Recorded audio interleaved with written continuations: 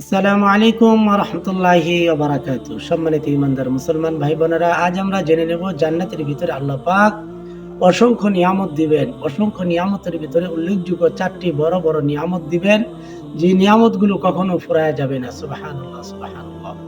১ number হচ্ছে আল্লাহ পাক জান্নাতীকে কোনো সময় সে আর ইন্তেকাল করবে না, তার অফুরন্ত এমন লম্বা হায়াত দিবে যে হায়াত শুরু হবে আর কোনদিন কোনো সময় শেষ হবে না। সুবহানাল্লাহি ওয়া বিহামদিহি, সুবহানাল্লাহিল আযীম। চিরজীবন দান করবেন। সুবহানাল্লাহ। ২ নাম্বার, জান্নাতের ভিতরে যে নিয়ামত দিবেন সেই নিয়ামত হচ্ছে কোনো সময় জান্নাতে মানুষ অসুস্থ হবে না, চিরজীবন সে সুস্থ থাকবে। সুবহানাল্লাহি ওয়া বিহামদিহি, সুবহানাল্লাহিল আযীম। ৩ নাম্বার, জান্নাতীকে আল্লাহ পাক যে নিয়ামত দিবেন সেই নিয়ামত হচ্ছে চিরজীবন সে যুবক থাকবে, কোনো সময় কখনো সে বৃদ্ধ হবে না, যৌবন কাল থাকবে। সুবহানাল্লাহ, সুবহানাল্লাহ, সে যুবক থাকবে। ৪ নাম্বার, জান্নাতীকে সবচেয়ে বড় নিয়ামত দেওয়া হবে।